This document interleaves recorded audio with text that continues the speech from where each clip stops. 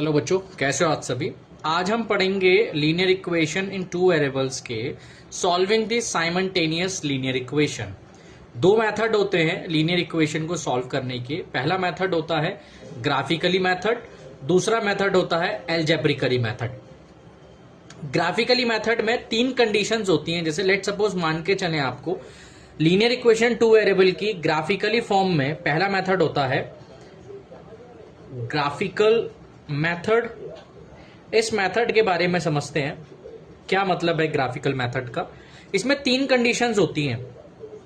अगर हमें कोई गिवन स्टैंडर्ड इक्वेशन दी हुई है इस फॉर्म में ax1 b1y plus c1 is equals to 0, a2x plus b2y plus c2 is equals to 0।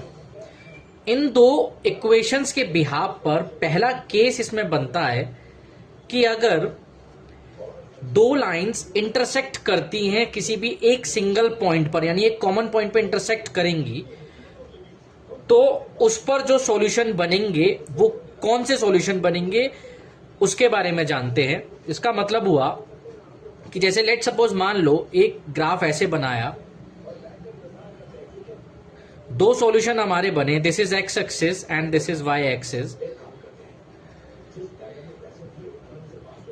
इसमें दो सॉल्यूशन बने, एक लाइन ऐसे पास हो रही है, दिस इज L2 मान लीजिए, एंड एक लाइन ऐसे पास हो रही है, this is L1। It means ये जो कॉमन पॉइंट है ए, जहां पर दो अनदर कोऑर्डिनेट्स बनेंगे, ए कॉमा बी मान सकते हैं आप उसे, तो जब भी दो लाइन इंटरसेक्ट करेंगे किसी कॉमन पॉइंट पे तो आप उसे कहेंगे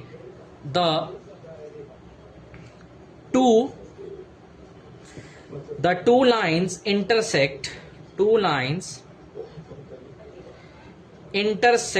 at a point A. These two lines these two equation have a unique solution. These two equation have a unique solution. और आप इसे बोल सकते हैं जो भी यहां सॉल्यूशन बनेंगे इस लाइन पर वो कंसिस्टेंट सॉल्यूशन बनेंगे, यानी यूनिक सॉल्यूशन बनेंगे। तो पहला केस है ग्राफिकली मेथड को सॉल्व करते वक्त स्टैंडर्ड इक्वेशन पर जब भी दो लाइन एक कॉमन पॉइंट पे इंटरसेक्ट करती है तो वहां पर यूनिक सॉल्यूशन और कंसिस्टेंट सॉल्यूशन बनते हैं। केस 2 है, केस 2 में अगर कोई भी दो कोऑर्डिनेट्स यानी दो सॉल्यूशंस किसी कॉमन लाइन से पास हो रहे हैं, मतलब दोनों लाइन एक ही स्ट्रेट लाइन पर बन रही हैं उसके पॉइंट्स, तो उस पे जो कोऑर्डिनेट बनते हैं उसे कोइंसाइड पॉइंट्स बोलते हैं या कंसिस्टेंट और इन्फिनाइट मैनी सॉल्यूशन बनेंगे। तो इस पे बनने वाले, इस लाइन पे बनने वाले जितने भी सॉल्यूशन होंगे उन सॉल्यूशंस को हम solutions are infinitely many solution, और ये जो इक्वेशन बनेगी, equation are said to be consistent also, consistent also. ठीक है, तो ये केस 2 है। कोई भी एक लाइन से अगर दो इक्वेशंस के सॉल्यूशन यानी कोऑर्डिनेट्स पास आउट हो रहे हैं तो उस इक्वेशन को हम कंसिस्टेंट इक्वेशन बोलते हैं, और उस पे बनने वाले जितने भी सॉल्यूशन होंगे वो हमारे इन्फिनाइट मैनी सॉल्यूशन होते हैं। नेक्स्ट है केस 3। केस 3 का क्या मीनिंग है, इसमें तीसरा केस जो बनता है उसका ये मीनिंग होता है कि जहां पर एक्स एक्सिस और वाई एक्सिस के दो लाइन से सॉल्यूशन यानी दो अलग अलग लाइंस पर सॉल्यूशन पास हो रहे हैं या बन रहे हैं। Let suppose this first line is L1 and second is L2। X axis, this is x axis, this is y axis.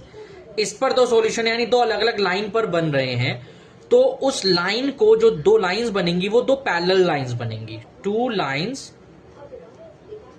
Are parallel, ये दोनों लाइन पैरेलल होंगी और इस पे बनने वाले, इस इक्वेशन पे बनने वाले जो सॉल्यूशंस होंगे उसे हम बोलेंगे have no solution, have no solution. And this equation are said to be inconsistent, inconsistent. ठीक है, दो अलग अलग लाइन पे अगर दो इक्वेशंस के कोऑर्डिनेट्स बन रहे हैं तो उस लाइन को हम उन दो लाइंस को हम पैरेलल लाइंस डिफाइन करते हैं और उस पे बनने वाले जो दो सॉल्यूशंस होंगे उसे बोलेंगे हैव नो सॉल्यूशंस। एंड उस इक्वेशन को बोला जाता है इनकंसिस्टेंट इक्वेशन। ठीक है बच्चों, नोट करो आप, ये linear equation in two variable की ग्राफिकली मेथड का इंट्रोडक्शन था। इसके कुछ हम क्वेश्चंस करते हैं पहले, फिर थोड़ा सा और समझ में आपको आएगा। चलिए नोट कीजिए आप इसे।